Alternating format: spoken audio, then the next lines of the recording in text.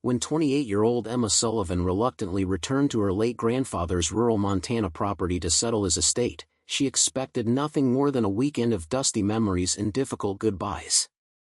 But when she finally pried open the padlocked shed he'd forbidden anyone from entering for 2 decades, she uncovered evidence of an environmental catastrophe that a powerful mining corporation had buried along with the truth, and the families they'd destroyed to keep their secret safe. What began as a simple inheritance would ignite a legal battle that would expose one of the largest corporate cover-ups in American history. Before we dive into this incredible story, tell us where you're watching from in the comments below. And if stories like this resonate with you, make sure you hit that subscribe button because tomorrow I've got something even more shocking to share with you. The October wind cut across the Montana high plains as Emma Sullivan's rental car bounced along the washboard gravel road leading to her grandfather's property. She hadn't been back to Copper Ridge in 6 years, not since her grandfather Thomas Sullivan's 80th birthday, and certainly not since the dementia had begun erasing the sharp-minded geologist she'd known her entire life.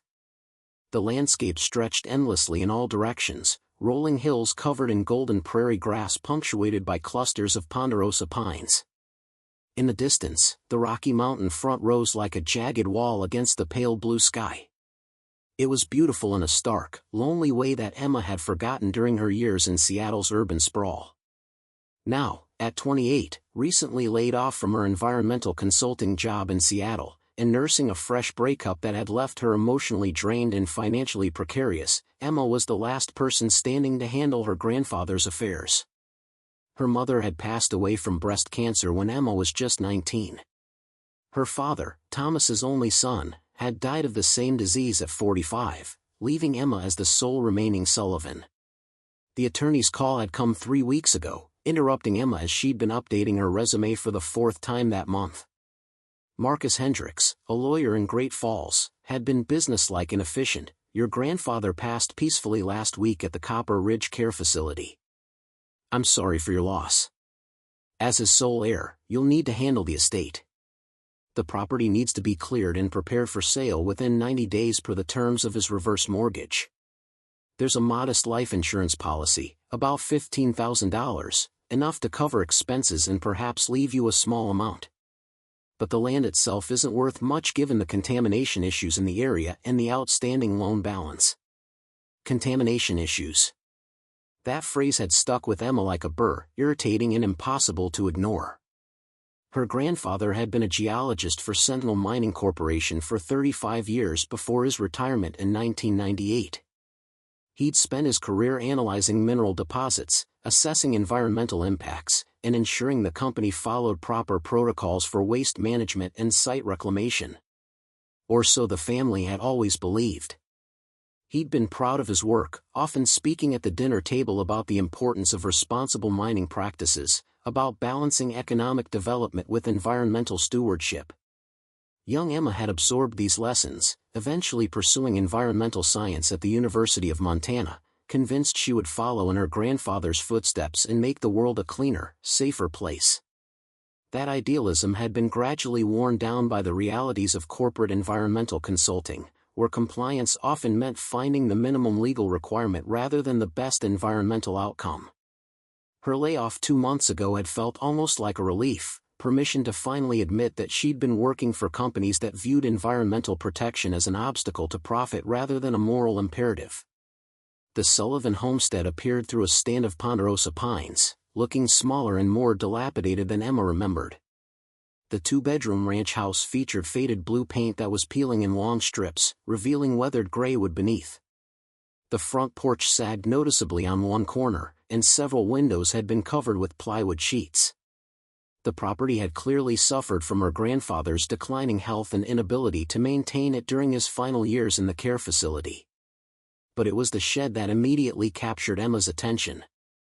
Behind the house stood a large metal structure, approximately 30 feet by 40 feet, built with corrugated steel panels on a concrete foundation. Unlike the house, the shed appeared to be in excellent condition. The metal showed minimal rust, the roof was intact, and heavy chains with multiple padlocks secured the main entrance. A separate personnel door on the side was similarly secured. This shed had been a source of mystery throughout Emma's childhood. During summer visits to Montana, she and her cousins would dare each other to sneak close to it, pressing their ears against the metal walls, hoping to hear something inside. They never did. The structure stood silent and forbidding, radiating an aura of secrets kept and boundaries not to be crossed. Research materials, her grandfather had always said when young Emma asked what was inside. Technical documents from my mining days. Nothing exciting, just boring geology reports and core samples. You'd find it terribly dull. But there'd been something in his eyes when he said it, a warning that told her never to push the question further. The one time Emma's cousin Danny had tried to pick one of the locks, Thomas had appeared seemingly from nowhere, his normally gentle demeanor replaced by a cold fury that had silenced them all. "Some things are locked for good reasons," he'd said, his hand tight on Danny's shoulder. "You understand me? Some things need to stay hidden until the time is right." Emma parked her rental car beside the house, stepping out into the crisp autumn air. The temperature hovered around 50 degrees, typical for late October in Montana. She pulled her fleece jacket tighter, suddenly aware of how isolated this place felt. The nearest neighbor was 3 miles away. Copper Ridge itself, population 2,300, was another 7 miles down the county road. The property felt abandoned, forgotten by time. Weeds had consumed what was once a carefully tended garden where her grandmother had grown tomatoes, zucchini, and herbs. The wooden fence that had marked the garden's boundary had collapsed in sections, creating tangled barriers of rotting posts and rusted chicken wire. The porch stairs creaked ominously under Emma's weight, and she tested each board carefully before trusting it with her full body weight. Through the dusty windows, she could see furniture covered with white sheets, like ghosts waiting for someone to acknowledge their presence. The sight triggered a wave of unexpected grief. This had been her refuge during the difficult years after her mother's death, a place where summers meant fishing in nearby streams, riding horses at the neighbor's ranch, and sitting on this very porch listening to her grandfather's stories about geology, mining, and the mountains he'd spent his life studying. Now it was just another property to be liquidated, another piece of her family's history reduced to a line item on an estate settlement. Emma pulled the house key from her pocket and unlocked the front door. The hinges protested with a sharp squeal. Inside, the air smelled of dust, old paper, and something else she couldn't quite identify, maybe the accumulated scent of abandonment. She moved through rooms that felt simultaneously familiar and foreign, recognizing furniture and decorations but finding them diminished, smaller than memory suggested. The lawyer had provided keys to the house and detailed instructions about utilities, insurance, and the timeline for clearing the property. But Marcus Hendricks had mentioned nothing about the shed. When Emma had asked about it during their phone conversation, there'd been a pause, an uncomfortable silence before he'd responded.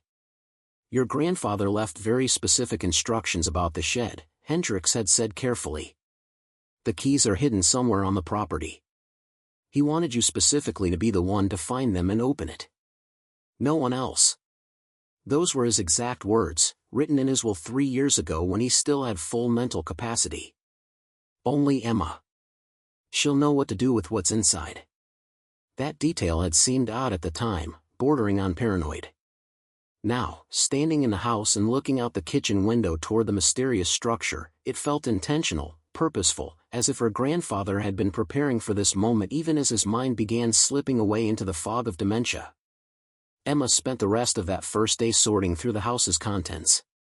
She found stacks of medical bills from the care facility, monthly statements showing the slow drain of her grandfather's savings toward end-of-life care. Utility bills, property tax notices, and insurance documents painted a picture of a man struggling to maintain his independence while his body and mind deteriorated. But there were also treasures hidden among the bureaucratic debris. Photo albums filled with black and white images of her grandparents as young people, impossibly vital and optimistic. Her grandmother, Sarah, smiling in gardens long overgrown, wearing dresses and hairstyles from the 1960s.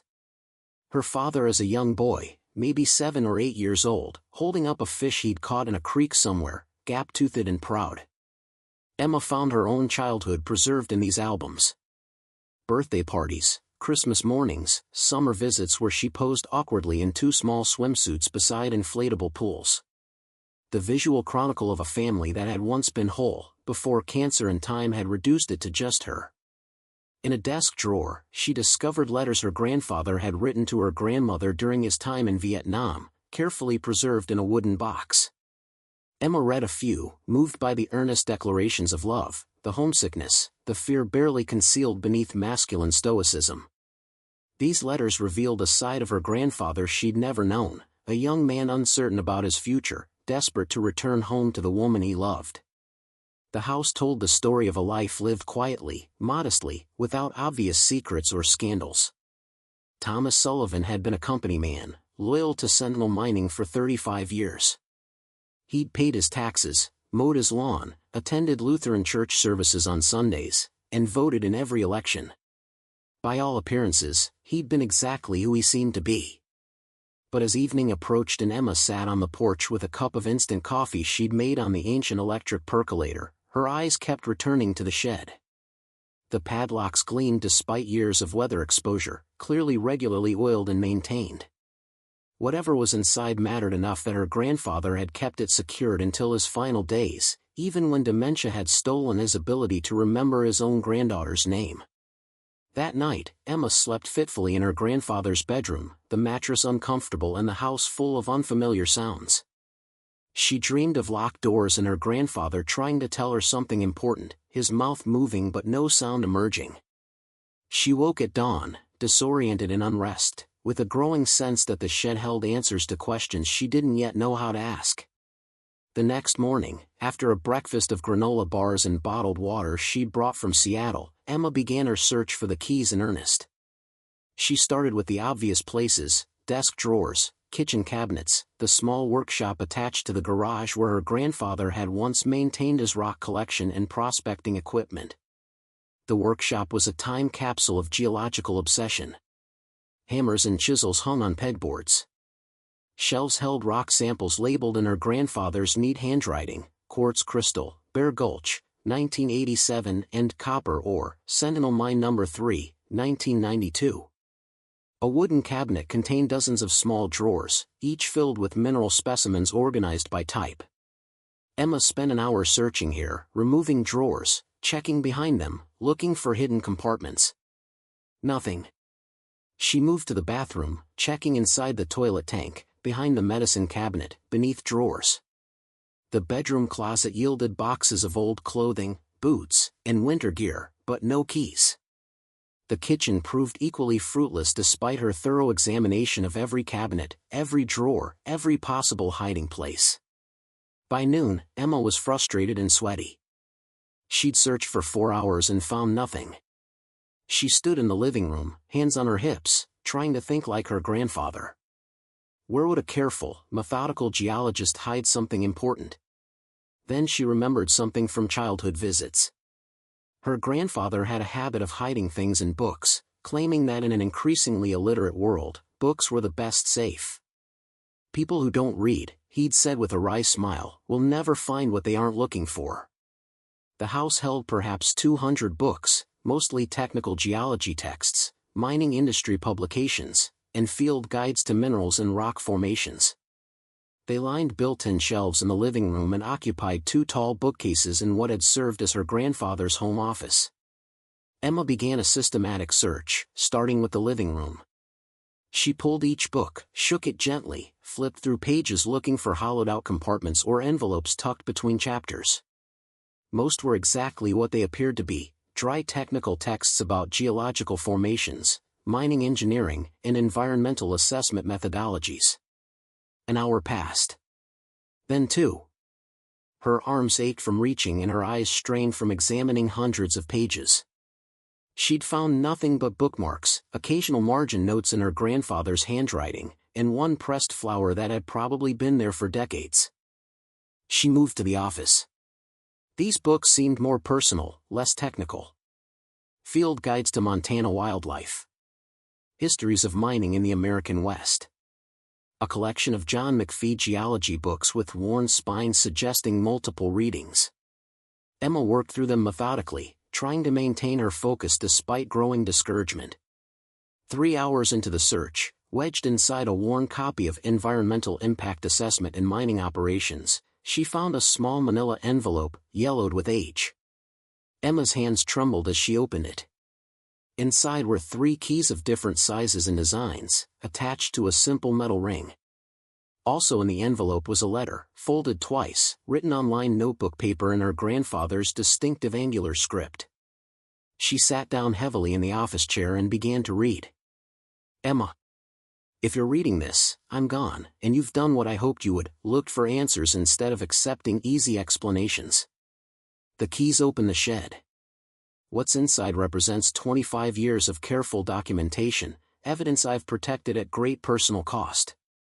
In 1997, I discovered something terrible. I was conducting routine groundwater analysis near Sentinel's Warren Creek facility when I found contamination levels that were impossible to explain through normal operations.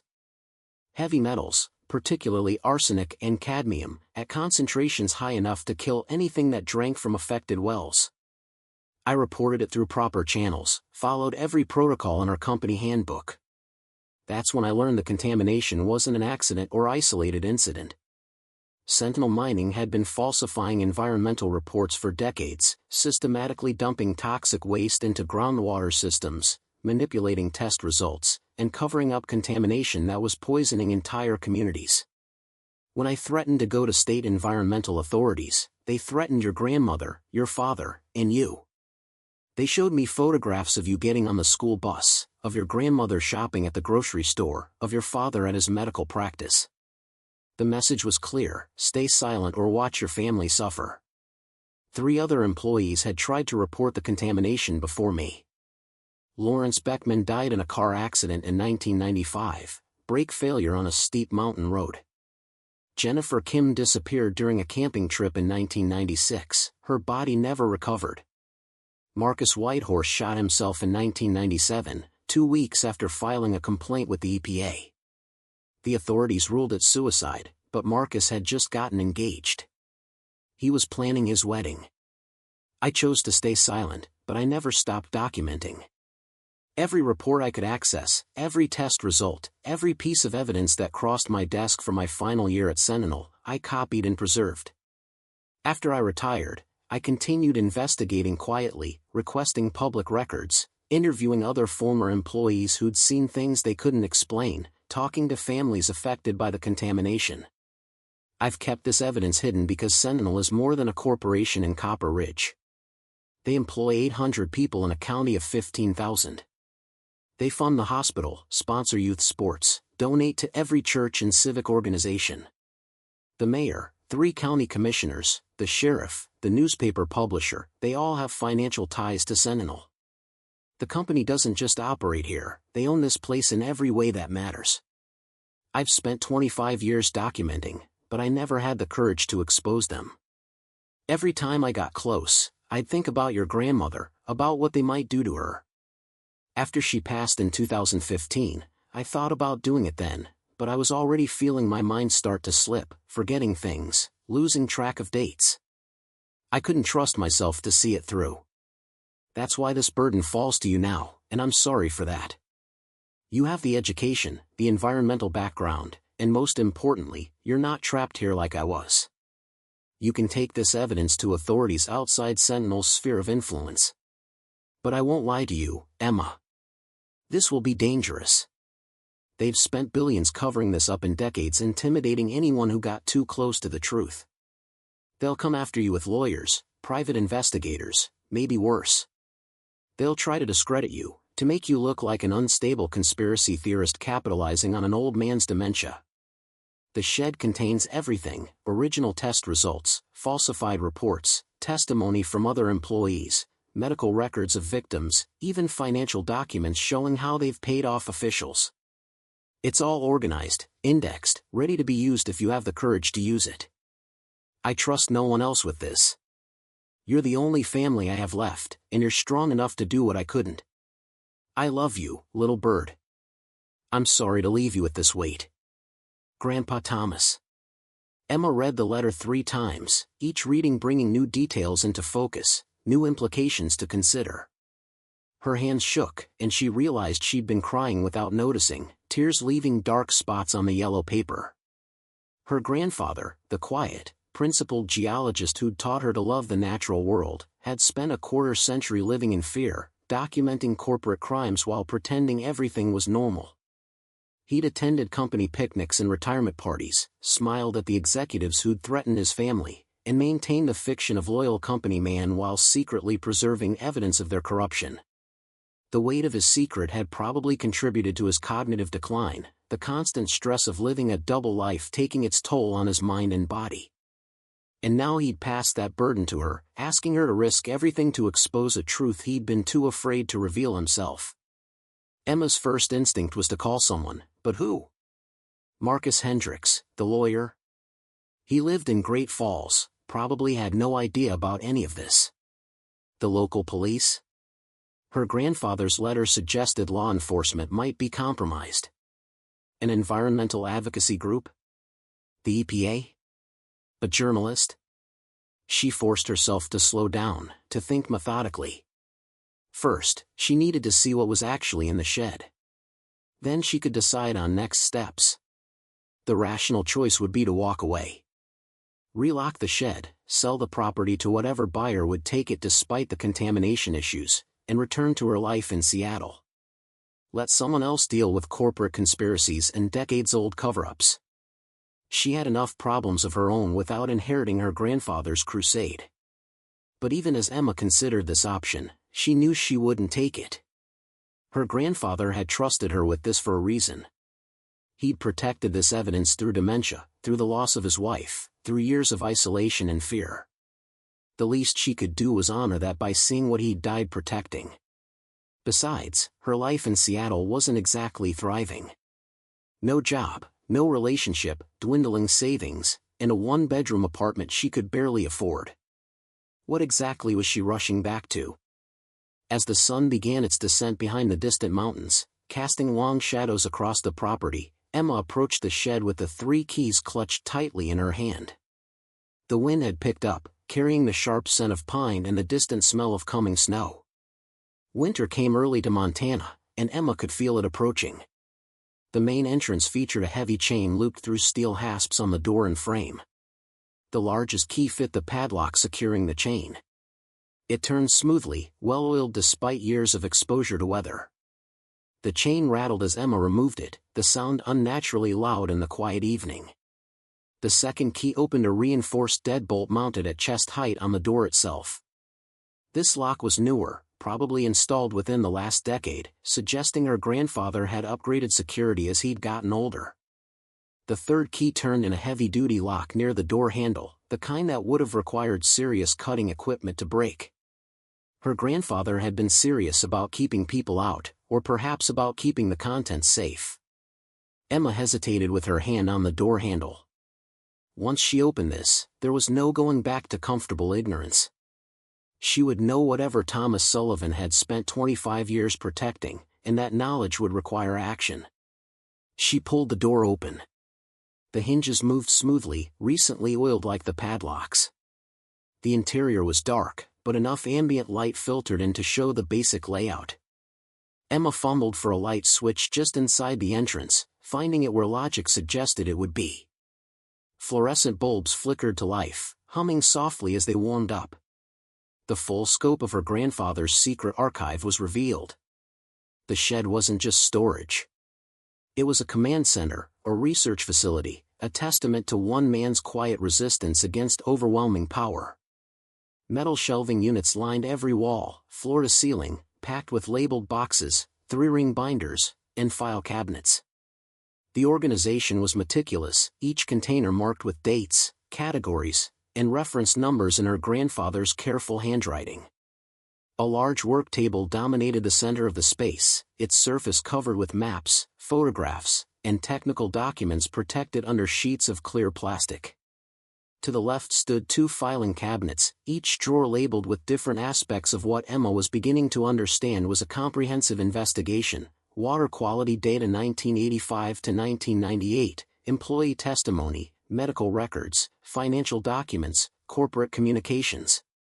Cork boards mounted on the walls displayed timelines, organizational charts showing relationships between Sentinel executives and local government officials, maps of mining facilities with handwritten annotations, and what appeared to be evidence of connections between company activities and environmental disasters. But what immediately captured Emma's attention, what made her breath catch and her eyes fill with tears, was the far wall. It was covered with photographs of people. Dozens of them, maybe more than 100, each printed on standard photo paper and mounted carefully on the corkboard. Young and old, men and women, children and grandparents, all staring out from the wall with the haunting quality of the dead. Emma stepped closer, reading the captions her grandfather had written beneath each photograph in his precise script. Michael Chen, age 34, died of liver cancer July 2003. Lived 2 miles from Sentinel's Warren Creek facility. Well water tested positive for arsenic at 47 ppb, EPA limit is 10 ppb.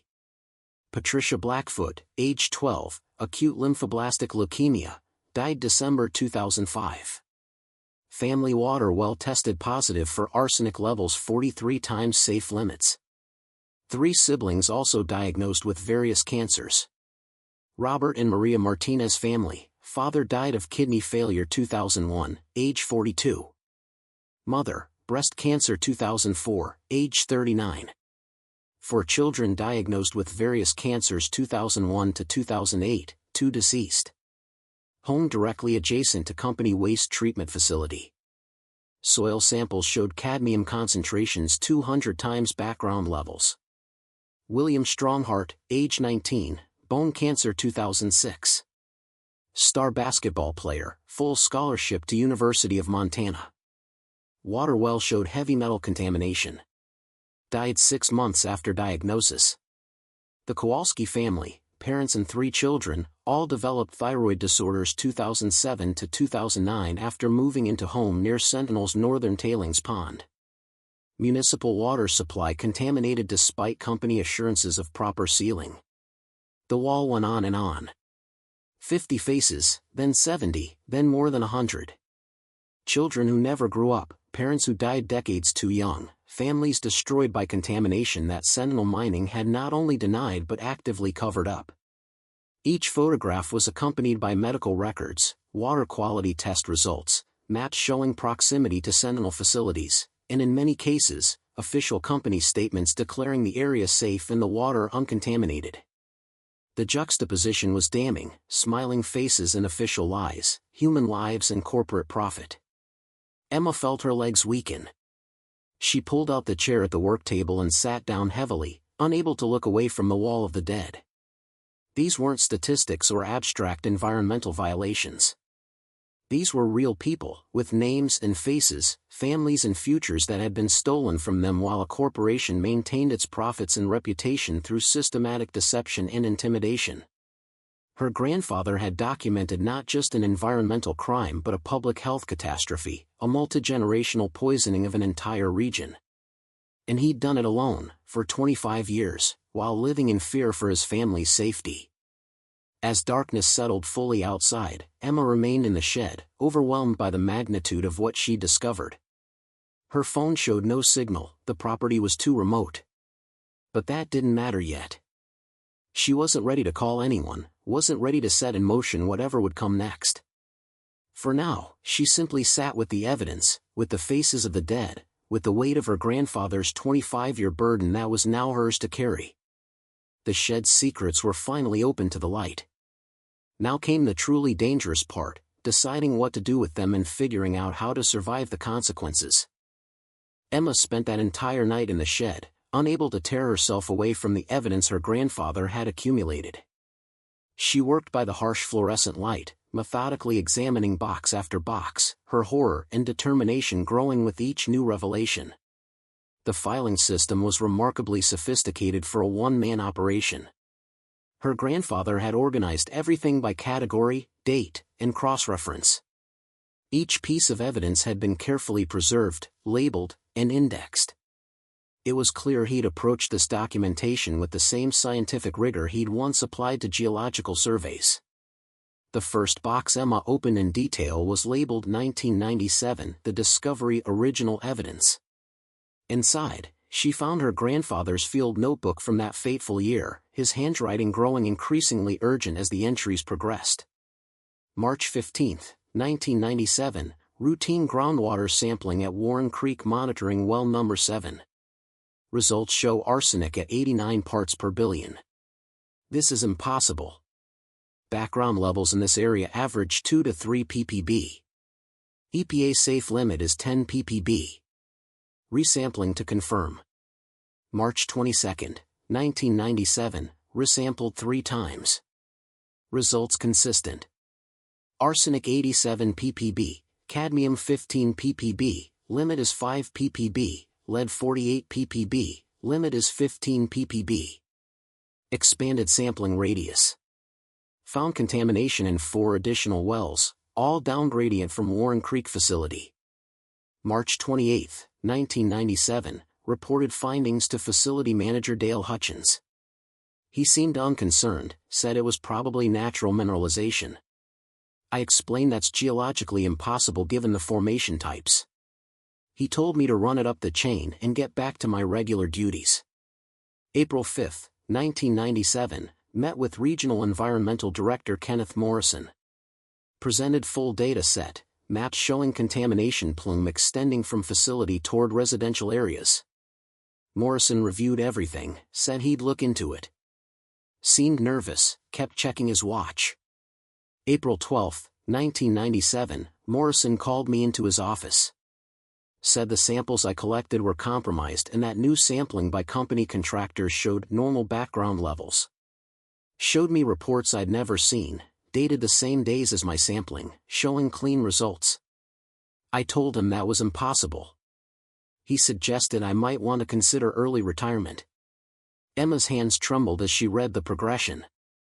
Her grandfather had discovered the contamination, reported it properly, and immediately encountered a cover-up already in motion. The company hadn't just been falsifying reports, they'd been prepared to suppress any legitimate findings that contradicted their narrative. She continued reading. April 18, 1997, Jennifer Kim, another geologist, told me quietly that she'd found similar contamination at the Copper Mountain site 2 years ago. Said when she reported it, her samples mysteriously disappeared from the lab and she was transferred to a desk job in accounting. She advised me to drop it. They make problems go away, she said. And sometimes the people too. April 25, 1997, called anonymous tip line to EPA.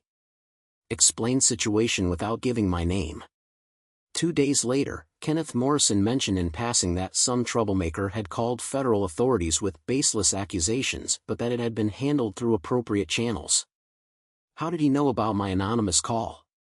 May 3, 1997, followed home from work today. Black SUV, no plates visible. Parked across from my house for 2 hours, then left. Sarah noticed it too. She's scared. So am I. May 8, 1997, meeting with Senior VP Harrison Blackwell and 2 men he introduced as company security consultants. Blackwell, very friendly at first, thanked me for my years of service, said there had been misunderstandings about the water quality data. Then he opened a folder and spread out photographs on the conference table. Photographs of Emma getting on the school bus. Sarah at the grocery store. My son David at his medical office. The message was clear without anyone having to say it explicitly. Blackwell asked if I understood the importance of team loyalty and not creating unnecessary panic with premature or unverified data. I said I understood. He smiled and said he was glad we could resolve this like professionals. May 10, 1997, Marcus Whitehorse shot himself. The official story is depression and financial troubles, but Marcus had just gotten engaged. He was planning his wedding. 2 weeks ago, he'd told me privately that he'd filed an EPA complaint about contamination at the Silver Ridge facility. Now he's dead, and everyone is acting like it's a tragedy but also somehow expected. He was always troubled, people say. But he wasn't. He was scared, and he was right to be. May 15, 1997, decision made. I will stay silent publicly but document everything privately. I will protect my family by appearing compliant while secretly preserving evidence.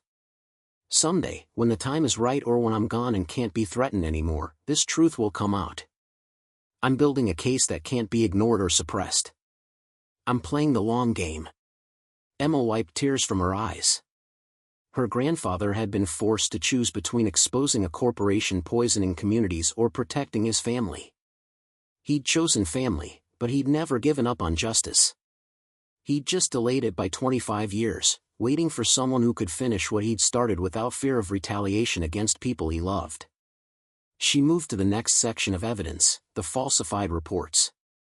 Her grandfather had been meticulous in collecting both the authentic test results and the doctored versions that Sentinel submitted to regulatory agencies. The comparison was damning. One set of documents showed her grandfather's original analysis of groundwater from monitoring wells around the Warren Creek facility in 1996. His results showed arsenic concentrations ranging from 45 to 127 parts per billion across 12 wells, all exceeding EPA's safe drinking water limits by factors of 4 to 12. The official reports submitted to the Montana Department of Environmental Quality for the same wells, same dates, showed arsenic levels of 2 to 8 parts per billion, all safely below regulatory limits. The reports bore the signature of Thomas Sullivan, geologist, but Emma's grandfather had attached a note: "I never signed these reports. My signature was forged or transferred from legitimate documents." She found similar patterns across dozens of sites and years. Wherever her grandfather had documented contamination, Sentinel had submitted clean reports to regulators. The company had built an entire system for manufacturing false compliance while actual environmental conditions deteriorated. But the falsified reports were only one part of the evidence. Her grandfather had also documented the human cost with devastating precision. Emma turned to the section labeled Medical Records and Health Impacts. Here, her grandfather had compiled hospital records, death certificates, and medical histories for hundreds of people living near Sentinel facilities. He'd obtained some through public records requests, others through interviews with families willing to share their documentation, and some through what appeared to be sympathetic contacts within local healthcare systems. Emma sat back in the chair, mentally exhausted. It was past midnight now, and she'd been in the shed for nearly 6 hours. Her phone still showed no signal, which was probably just as well. She wasn't ready to call anyone yet, wasn't ready to set in motion whatever would come from exposing this evidence. She stood and stretched, her back aching from hunching over documents. She walked along the wall of photographs again, reading more of the names and stories. Each face represented not just an individual tragedy but a failure of every system that was supposed to protect people: corporate accountability, government regulation, medical oversight, journalistic investigation, community solidarity. All of these systems had been corrupted or neutralized by a single corporation with enough money and local power to operate with impunity. Emma noticed something she'd missed earlier: a small section of the corkboard was covered with newspaper clippings from outside Copper Ridge County. Her grandfather had been tracking similar patterns at other Sentinel facilities across Montana, Idaho, and Wyoming. A 2004 article from a Boise newspaper described a cancer cluster near Sentinel's Silver Creek operation. Company officials had blamed naturally occurring minerals in the soil, and state investigators had apparently accepted that explanation despite protests from affected families. A 2008 piece from a Wyoming environmental magazine detailed mysterious fish kills in a river downstream from Sentinel's Thunder Basin mine. The company attributed it to seasonal algae blooms, though local fishermen insisted they'd never seen such die-offs before the mine opened. A 2012 investigative series from a Montana weekly had begun examining health problems near Sentinel facilities but had abruptly ended after 3 articles. Emma found a note in her grandfather's handwriting: reporter Jake Morrison was fired. Publication's largest advertiser threatened to pull all ads if series continued. Morrison told me he had enough evidence for 20 more articles but couldn't find anyone willing to publish. The pattern extended beyond Copper Ridge. Sentinel had been using the same playbook across multiple states for decades: contaminate, deny, falsify reports, intimidate whistleblowers, capture local institutions, and rely on their economic importance to prevent meaningful opposition. Emma returned to the work table and found one more document she'd initially overlooked, a timeline her grandfather had created, spanning from 1973 to 2015. It tracked major contamination events, regulatory actions, or lack thereof, employee complaints, health impacts, and corporate responses. The timeline made clear that this wasn't a case of a company making mistakes and learning from them. This was deliberate, systematic, sustained environmental crime. Sentinel had known about contamination problems for at least 40 years and had consciously chosen to cover them up rather than address them. One entry from 1985 caught Emma's attention. Internal memo obtained from former executive assistant CEO Bradford Winters to Board of Directors, remediation costs for tailings pond failures at Warren Creek estimated at $45 to $60 million. Potential liability from affected residents approximately $200 to $300 million if contamination becomes public. Legal counsel advises that maintaining current strategy of denial and suppression is significantly less expensive than comprehensive cleanup and victim compensation. Recommend continuing current approach while strengthening legal defense and local political relationships. They had known. The company's leadership had explicitly calculated that covering up contamination and occasionally paying off or intimidating victims was more profitable than actually fixing the problems they'd created. They'd made a business decision that environmental crime was acceptable as long as they could avoid accountability. Emma felt a cold fury building in her chest. This wasn't just corporate negligence or cutting corners to save money. This was conscious, calculated murder for profit. Sentinel's executives had known their operations were poisoning communities, had estimated the human cost, and had decided it was acceptable collateral damage for maintaining profit margins. As Emma prepared to leave the shed as dawn approached, she noticed one final folder on the work table, thicker than the others, labeled simply "For Emma, Next Steps." Inside was a detailed guide her grandfather had prepared, apparently during the early stages of his dementia when he still had moments of clarity. It was dated 2018, 5 years before his death. Emma. If you've gotten this far, you've seen the evidence. You understand the scope of what Sentinel has done. Now you're facing the same question I faced for 25 years. What do I do with this knowledge? I'm writing this guide while I still have clarity, knowing that my mind is slipping and I won't be able to help you when the time comes. These are the lessons I learned from 25 years of investigation and careful planning. First, don't trust local authorities. Sheriff Crawford, the county commissioners, even well-meaning police officers, they're all compromised either through direct payments, family relationships, or simple economic dependence on Sentinel. Anything you report locally will be back to Sentinel executives within hours. Second, don't underestimate Sentinel's resources for intimidation and surveillance. They employ private investigators, former intelligence operatives, and lawyers whose sole job is suppressing opposition. They will investigate your background, your finances, your relationships, looking for leverage. They will try to discredit you as emotionally unstable, financially motivated, or capitalizing on a senile old man's conspiracy theories. Third, you need allies outside Copper Ridge. Environmental advocacy groups with legal resources, journalists with national platforms, federal agencies that can investigate without local interference. I've included a list of contacts I believe can be trusted, people who've fought Sentinel before or who have reputations for environmental justice work. Fourth, document everything you do from this point forward. Every conversation, every threat, every strange occurrence. Sentinel will try to silence you, and you need evidence of those attempts to prove this isn't paranoia. Fifth, don't try to handle this alone. The more people who know about this evidence, the safer you'll be. Sentinel can make one person disappear or look crazy.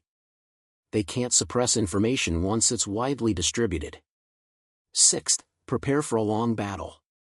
This won't be resolved quickly. Sentinel will fight with every legal and extra-legal tool they have. They'll seek injunctions, file countersuits, claim the evidence is forged or inadmissible. You need to be mentally and financially prepared for years of litigation.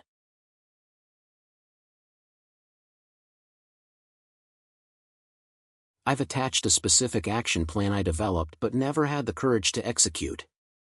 Step 1. Make complete digital copies of everything in this shed. Store them in multiple secure locations, including with trusted friends outside Montana. Assume Sentinel will try to destroy or seize the physical evidence. Step 2. Contact the Environmental Integrity Project, a nonprofit legal organization in Washington, D.C. that specializes in corporate accountability.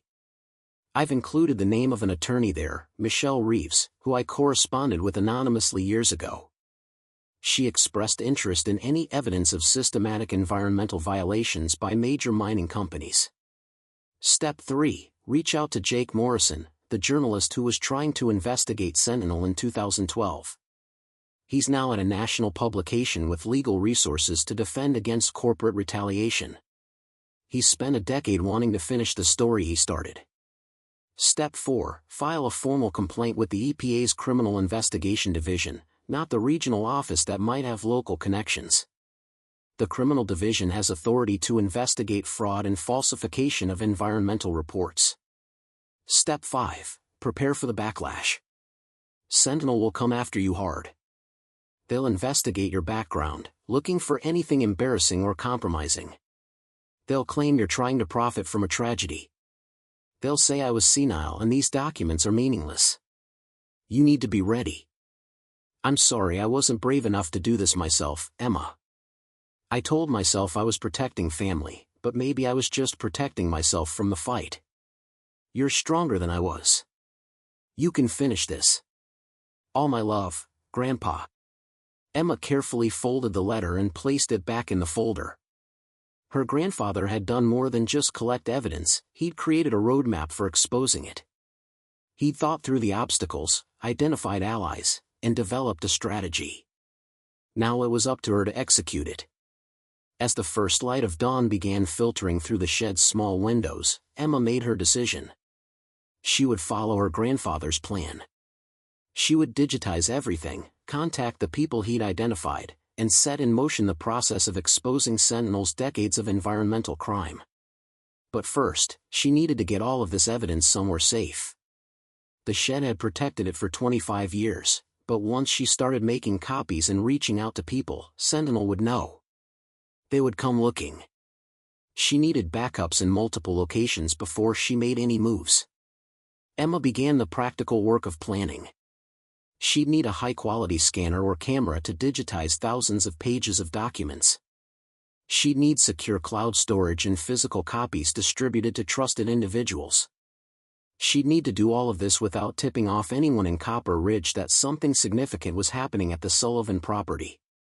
As she was planning, Emma heard something that made her freeze, the sound of a vehicle coming down the gravel road. It was barely 6 a.m. Who would be driving out here this early? She quickly turned off the shed lights and peered through a gap in the door. A white pickup truck was approaching the house, moving slowly, deliberately. It wasn't the mail carrier or a delivery vehicle. As it got closer, Emma could see the Sentinel Mining logo on the door panel. Her heart began to race. How did they know she was here? The property was supposed to be empty, in the process of estate settlement. There was no reason for Sentinel to be checking on it unless someone had been monitoring the property. Unless they'd noticed the lights in the shed last night. Unless they'd been waiting for someone to finally open the structure they'd probably suspected contained evidence for decades. Emma watched as the truck parked near the house. A man in his 50s got out, wearing a Sentinel uniform with security written on the back. He walked around the house slowly, peering in windows, checking doors. Then he turned his attention to the shed. Emma's rental car was parked in plain sight. There was no hiding the fact that someone was here. The security officer approached the shed, testing the door handle. Finding it locked from inside, he knocked firmly. "Hello? This is Sentinel Mining Security. This property is under surveillance due to estate settlement issues. Please identify yourself." Estate settlement issues? That was a lie. Emma's grandfather had left her the property. There were no disputes. This was a probing mission, and she'd been caught. She had seconds to make a decision. Open the door and confront him, establishing that she had every right to be here? Or stay silent and let him think it was empty, maybe assume she'd gone for a walk? Before she could decide, the officer's radio crackled. "Base, this is Unit 7. I have a vehicle at the Sullivan property, rental plates. Shed shows signs of recent access. Requesting supervisor." A voice responded through the radio, "Copy that. Stay on site. Supervisor en route. Do not engage occupant alone. Do not engage occupant alone." That phrasing sent a chill through Emma. This wasn't about property security. They were treating her as a threat. Emma quickly pulled out her phone, trying once more for a signal. Still nothing. She was isolated, the nearest neighbor 3 miles away, with Sentinel security converging on the property because she'd spent one night examining evidence they'd spent decades hiding. Her grandfather had warned her this would be dangerous. She just hadn't expected it to start quite so soon. Emma made a split-second decision. She couldn't hide in the shed like a criminal, she had every legal right to be on her grandfather's property. But she also couldn't let Sentinel security see the full scope of what was inside. She quickly grabbed her grandfather's next steps folder, stuffed it into her jacket, and opened the shed door. The security officer stepped back, hand moving instinctively toward his belt. He was a large man, probably former military, with the wary posture of someone trained to assess threats. "Can I help you?" Emma asked, keeping her voice steady despite her racing heart. "Ma'am, I'm Officer Dale Hutchins with Sentinel Mining Security. This property is under monitoring due to estate settlement concerns. Can you identify yourself?" Emma recognized the name from her grandfather's notebooks. Dale Hutchins had been the facility manager who'd first dismissed her grandfather's contamination findings in 1997. Now he was working security, probably promoted to keep him loyal and quiet about what he'd witnessed over the decades. "I'm Emma Sullivan. This is my grandfather's property, left to me in his will. I'm here settling his estate. Is there a problem?" Hutchins relaxed slightly but remained alert. "Your grandfather's property borders Sentinel land on 2 sides. We conduct regular patrols, especially of vacant properties. We weren't informed anyone would be here." "I don't need to inform Sentinel about my activities on my own property," Emma replied, an edge creeping into her voice. "Unless there's some legal requirement I'm not aware of."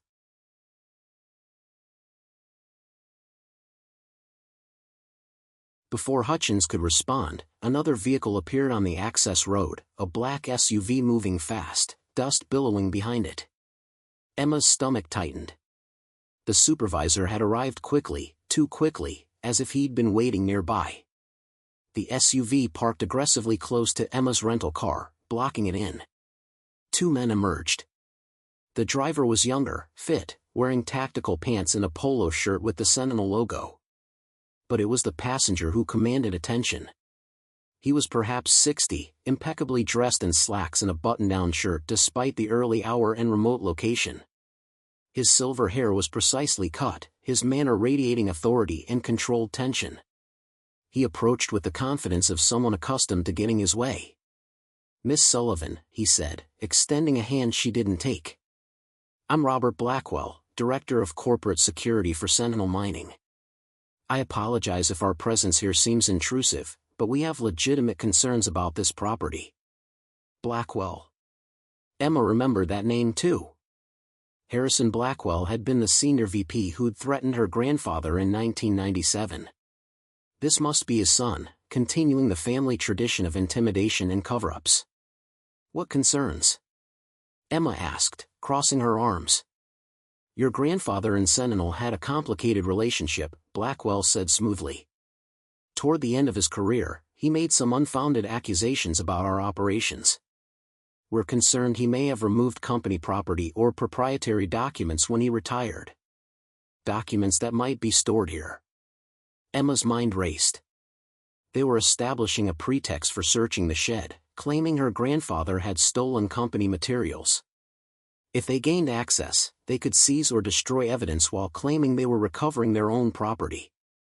My grandfather was a geologist who worked for your company for 35 years, Emma said carefully. I'm sure he had technical documents related to his work. That's standard practice for professionals. It doesn't make them stolen. Nevertheless, Blackwell continued, his smile not reaching his eyes, we'd appreciate the opportunity to review any Sentinel materials that might be here. We can have our legal team contact your attorney, or we can handle this informally right now. Your choice. The threat was barely veiled. Cooperate immediately, or face legal action that would be expensive and time-consuming. I think I'll choose option 3, Emma said. You can leave my property now, and if you have legal claims about anything my grandfather possessed, you can pursue them through appropriate channels. I'm not allowing you to search anything without a court order. Blackwell's expression hardened. Miss Sullivan, I don't think you understand the situation. Your grandfather was not well toward the end. He became paranoid, made wild accusations, collected materials that painted a distorted picture of normal business operations. We're trying to prevent his mental illness from damaging the company that employed him for decades and supports hundreds of families in this community. They were already laying the groundwork for discrediting her grandfather, exactly as his letter had warned. Anything Emma tried to expose would be dismissed as the delusional ravings of a senile old man. My grandfather's mental clarity or lack thereof doesn't change my property rights, Emma said firmly. Now, unless you have a warrant or some other legal authority to be here, I'm asking you to leave. Blackwell studied her for a long moment, reassessing. Then he smiled, and it was even more unsettling than his earlier coldness. Of course. We'll leave immediately. But let me give you some friendly advice, Miss Sullivan. Your grandfather spent his final years obsessing over conspiracy theories about environmental violations that have been thoroughly investigated and debunked by state regulators. If you choose to pursue his delusions, you'll waste considerable time and money on a crusade that will only damage your own credibility. He reached into his pocket and pulled out a business card. However, if you're interested in a more practical approach, Sentinel would be willing to purchase this property at above market value. Say, $250,000? That's generous given the contamination issues in the area that make development difficult. You could pay off any debts, start fresh somewhere else, avoid a lot of unnecessary stress. There it was, the carrot after the stick. First intimidation, then an offer designed to make her go away quietly. I'm not interested in selling, Emma said, not taking the card. Blackwell placed it on the hood of her rental car anyway. Think about it. That offer remains open for the next 72 hours. After that, well, things get more complicated. Property disputes, title issues, environmental liability questions, these things have a way of dragging on for years. It would be a shame to see you trapped in that kind of situation. He nodded to his men, and they returned to their vehicles. But before getting in the SUV, Blackwell turned back. One more thing, Miss Sullivan. Your grandfather had photographs taken of him and his family years ago. Just routine corporate surveillance to ensure no company secrets were being mishandled. We still have those photos. Your father, your mother before she passed. You as a child. It's remarkable how long we maintain our archives. Good day. The implicit threat was chilling. He was letting her know that Sentinel had files on her family, that they'd been watching for decades, and that they could reach her if they wanted to. The vehicles departed, leaving Emma standing alone in the early morning light, adrenaline still surging through her system. They knew. Somehow they knew she'd opened the shed, and they'd responded within hours. Either they had the property under surveillance, or there was a monitoring system her grandfather hadn't mentioned. Emma quickly examined the shed's exterior and found it near the door frame, a small motion sensor, disguised to look like a weather seal, with a wireless transmitter. Her grandfather had installed it as a security measure, but Sentinel had somehow gained access to the signal. They'd been alerted the moment she'd opened the door last night. She needed to move fast. Blackwell's 72-hour deadline wasn't arbitrary, it was how long Sentinel estimated they had before Emma could secure the evidence and contact outside authorities. After that, they'd escalate to legal action, physical intimidation, or worse. Emma returned to the shed and immediately began photographing everything with her phone. The documents, the wall of victims, the organizational charts, the timeline. She worked systematically, ensuring every page was captured clearly. It took 3 hours, and her phone's storage filled completely. She'd need to upload everything to cloud storage, but that required an internet connection. She locked the shed and drove toward Copper Ridge, her mind racing through her grandfather's action plan. She needed to digitize everything properly, but that meant either bringing professional scanning equipment to the property or moving the documents somewhere safe to scan them. Both options had risks. As Emma reached the edge of town, her phone finally picked up a signal. Immediately, it began buzzing with notifications. Text messages from the attorney Marcus Hendricks, "Please call me urgently regarding your grandfather's property." An email from a law firm she'd never heard of, "Notice of intent to file lien, Sullivan Estate." 2 voicemails from numbers she didn't recognize.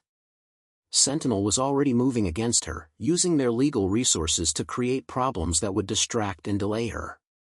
Emma ignored the messages and instead searched for Jake Morrison, journalist.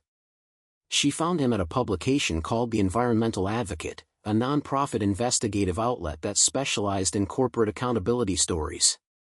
His bio mentioned his background investigating mining industry practices and his interest in environmental justice. She composed a careful email. "Mr. Morrison, my name is Emma Sullivan. My grandfather, Thomas Sullivan, was a geologist for Sentinel Mining in Montana for 35 years. Before his death, he documented what he believed was systematic environmental contamination and cover-up by Sentinel spanning decades. I now have access to his evidence, thousands of pages of test results, medical records, employee testimony, and financial documents. I understand you began investigating Sentinel in 2012 but were unable to complete your work. I'd like to speak with you about finishing what you started. This is time-sensitive. Sentinel already knows I have the evidence and is moving to suppress it." She hesitated before adding, "My grandfather mentioned you specifically in his notes. He said you were someone who could be trusted to tell this story properly. I hope he was right." Emma sent the email, then immediately searched for Environmental Integrity Project Michelle Reeves. She found the organization's website and a staff page listing Reeves as senior attorney for mining accountability. Emma used the contact form to send a similar message, requesting urgent assistance. She drove to the one place in Copper Ridge she thought might have adequate scanning equipment, the public library. It was small, underfunded, but it had computers and a scanner available for public use. Emma spent the next 6 hours methodically uploading every photograph from her phone to multiple cloud storage accounts she created using different email addresses. As she worked, Emma became aware of people watching her. A man in work clothes sitting at a nearby computer but never actually using it, just occasionally glancing in her direction. A woman who came in, browsed the magazine rack for 30 minutes while repeatedly looking toward Emma's workstation, then left without checking anything out. Sentinel's surveillance had followed her to town. They were tracking her movements, probably trying to determine what she was doing and who she might be contacting. Emma finished uploading the photos just before the library closed at 6 p.m. She'd created backups in 3 separate cloud accounts and had sent download links to email addresses she'd set up for this purpose. Even if Sentinel somehow accessed one account, the evidence would survive in the others. Her phone buzzed with a new email. Jake Morrison had responded. "Emma, I've been waiting for this contact for 12 years. Your grandfather reached out to me anonymously in 2011, hinted he had evidence but was afraid to share it while his family was at risk. After my investigation was killed by corporate pressure, I always wondered if he'd preserved what he knew. I'm now in a position where my publication has legal backing and editorial support to pursue this fully. But we need to move carefully. Sentinel has unlimited resources and no scruples about using them. Can you talk securely? Here's my encrypted messaging app ID. Don't use regular phone calls, assume they're compromised." Emma downloaded the encrypted messaging app and contacted Morrison. Within minutes, they were in a text conversation. Morrison, first question, are you safe right now?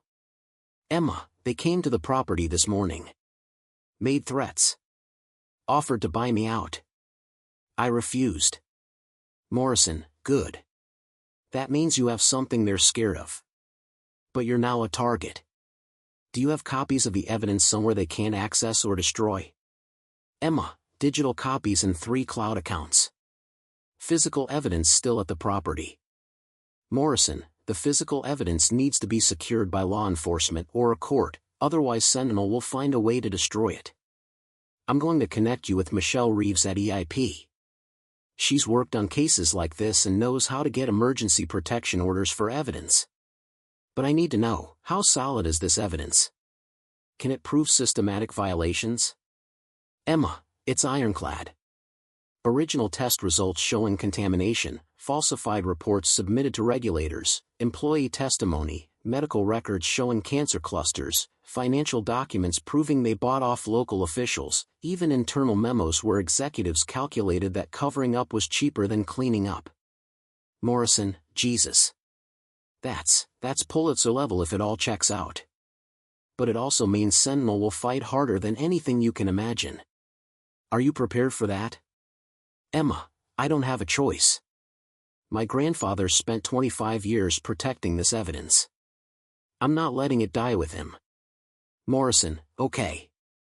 Stay in public places. Don't go back to the property alone. I'm going to start making calls. Reeves will contact you soon. In the meantime, write down everything that happened this morning, every word Blackwell said, every threat, every person you saw. We need documentation of their intimidation campaign as it happens. The conversation ended, and Emma felt a strange mixture of relief and terror. She'd taken the first steps, contacted the people her grandfather had identified as potential allies. But she'd also crossed a line. Sentinel now knew she wasn't going to quietly sell the property and disappear. Emma found a small motel on the edge of Copper Ridge, paid cash for a room, and spent the evening documenting everything that had happened that morning. The appearance of Sentinel security at dawn, Dale Hutchins's questions, Robert Blackwell's arrival and veiled threats, the offer to buy the property, the final warning about photographs of her family.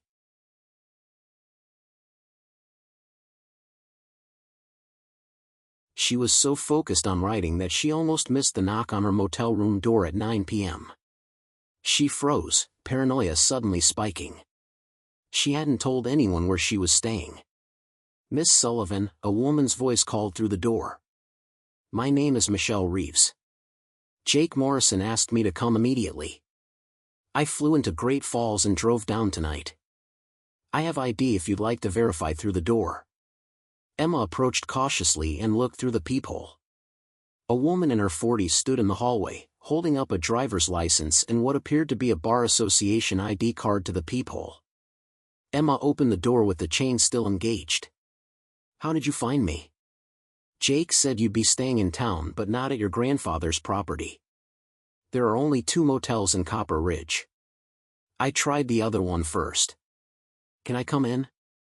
We have a lot to discuss and not much time. Emma let her in, still wary but encouraged by the fact that Morrison had apparently sent her. Michelle Reeves was all business. She sat at the small table, opened her laptop, and pulled out a legal pad. I've been working on mining industry accountability for 15 years, she began. I've seen companies dump millions into suppressing evidence, destroying whistleblowers, and capturing regulatory agencies. Sentinel is one of the worst. They're smart, well-funded, and absolutely ruthless. But they've never faced evidence as comprehensive as what you've described. Can you protect it? Emma asked. They came to the property within hours of me opening the shed. They're watching me. They have the resources to destroy everything. We can try, Reeves said. I'm going to file an emergency motion tomorrow morning in federal court for a protective order. We'll argue that Sentinel has already demonstrated intimidating behavior and that evidence of environmental crimes is at imminent risk of destruction. If the judge grants it, federal marshals will secure your grandfather's property and inventory everything in that shed. Will a judge actually do that? Emma asked skeptically. Sentinel probably has connections to local courts. That's why we're filing in federal court in Missoula, not locally, Reeves explained. And we're requesting a judge from outside Montana if possible, someone without potential conflicts of interest. It's not guaranteed, but we have a decent shot if the preliminary evidence is as strong as you've indicated.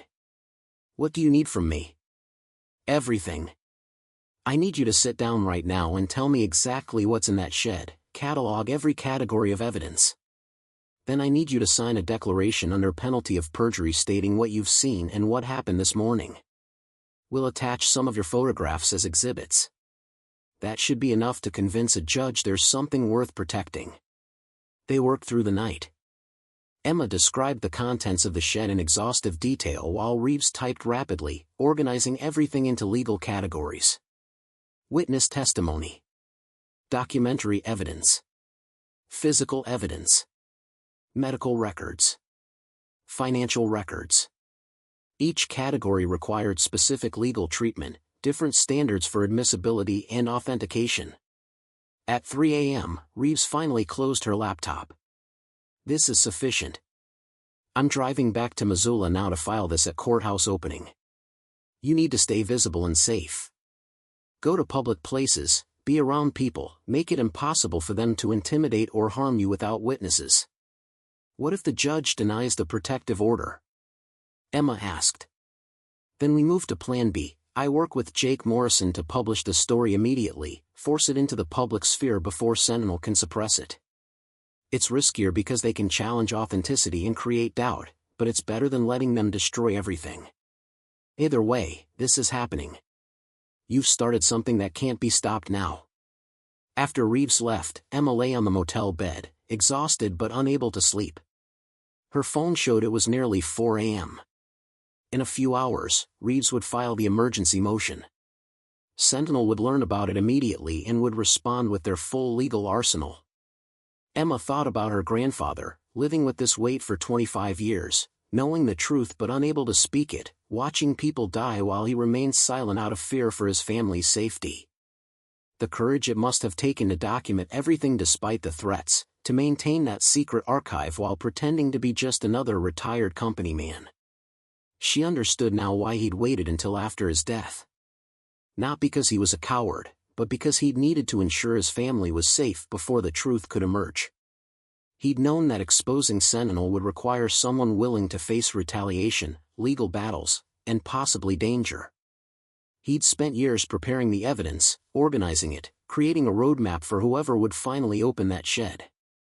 And he'd chosen her specifically because she had the education to understand the technical evidence, the professional background to recognize what she was seeing, and the independence from Copper Ridge to avoid the financial and social pressures that had silenced others. Emma finally drifted into uneasy sleep just as dawn was breaking. She dreamed of the faces on the wall in the shed, dozens of people whose deaths had been dismissed as tragic but natural when they'd actually been murdered by corporate negligence. They weren't just photographs anymore.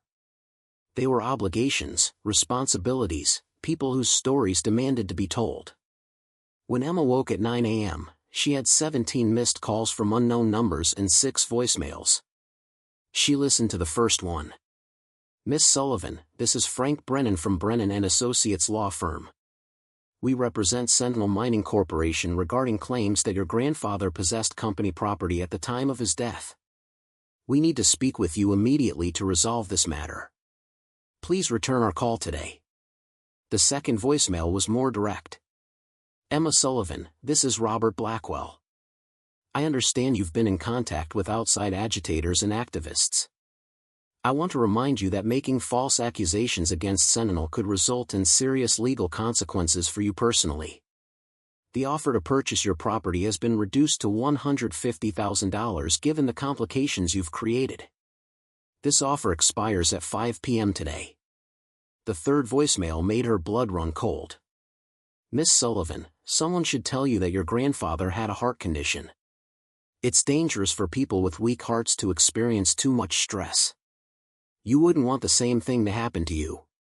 Accidents happen, especially to people who spend time alone in remote locations. Be careful. Emma saved all the voicemails and immediately forwarded them to Reeves and Morrison. The threats were no longer implicit. Sentinel was openly trying to intimidate her, and they'd escalated to suggesting physical harm. Her phone rang again. This time it was Reeves. "Emma, the motion has been filed. The judge has agreed to hear it on an emergency basis at 2 p.m. today. But there's something you need to know. Sentinel filed their own motion 10 minutes after mine. They're seeking a restraining order against you, claiming you've stolen company property and are threatening to release trade secrets. They're also claiming your grandfather's property has environmental contamination that poses a public health risk and should be quarantined immediately with them as the responsible cleanup party." "Can they do that?" Emma asked, stunned at the speed and audacity of Sentinel's response. "They can try," Reeves replied. "They're throwing everything at this, hoping something sticks.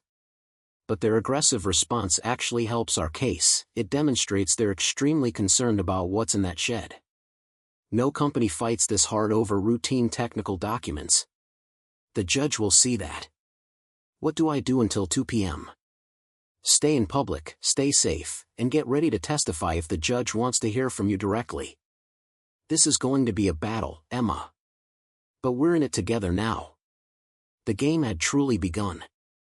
And this time, Sentinel Mining was facing an opponent they hadn't prepared for, a granddaughter with nothing to lose and everything to fight for. The federal courthouse battle lasted 3 hours. Judge Martinez examined Emma's photographs, reviewed her grandfather's meticulous documentation, and listened as Sentinel's attorneys claimed everything was fabricated by a senile old man. Then Emma presented the smoking gun, an internal memo from 1985 where Sentinel's CEO explicitly calculated that covering up contamination was cheaper than cleanup. The company's own words, on their own letterhead, admitting they knew people were being poisoned. Judge Martinez granted the protective order immediately. Federal marshals secured the shed within hours. What followed changed everything. The EPA's Criminal Investigation Division opened a formal inquiry. Jake Morrison's exposé went viral, forcing national media attention on Copper Ridge. Former Sentinel employees, finally feeling safe, came forward with their own testimony about falsified reports and intimidation tactics. Medical researchers confirmed the cancer clusters Emma's grandfather had documented. The patterns were undeniable. Wherever Sentinel's contamination spread, disease followed. Within 3 months, the Montana Attorney General filed criminal charges against 5 Sentinel executives, including Robert Blackwell, for environmental fraud, falsifying government reports, and conspiracy. The company's stock price collapsed. But the most powerful moment came when the families started arriving. The Martinezes, who'd lost 2 children. The Blackfoot family, whose daughter Patricia had died at 12. The Kowalskis, the Chens, the Stronghearts, dozens of families whose tragedies had been dismissed as unfortunate coincidences finally had proof that their loved ones had been murdered by corporate negligence. Emma organized a memorial at her grandfather's property. They mounted photographs on the shed's exterior wall, the same photos her grandfather had kept hidden inside for 25 years. Each face now visible to the world, each name spoken aloud, each story finally told. "My grandfather lived in fear for a quarter century," Emma said to the assembled crowd of families, journalists, and federal investigators. "He documented every death, every falsified report, every time Sentinel chose profit over human life. He couldn't fight while he was alive, but he made sure someone could fight after he was gone." She looked at the wall of faces. These people deserve justice. They're finally getting it. Sentinel Mining Corporation filed for bankruptcy 6 months later, facing billions in cleanup costs and victim compensation. Their executives faced federal prosecution. The contaminated sites began the long process of remediation. Emma used the property sale, finally completed after legal battles ended, to establish the Thomas Sullivan Environmental Justice Foundation, providing legal support for communities fighting corporate pollution. The shed remained standing, transformed into a small museum documenting how one man's courage to preserve truth had brought down a corporation that thought itself untouchable. On the museum's entrance, a plaque read simply, "Some secrets are kept not to protect the guilty, but to wait for someone brave enough to expose them." Thomas Sullivan waited 25 years. His granddaughter finished what he started. Justice delayed, but finally delivered.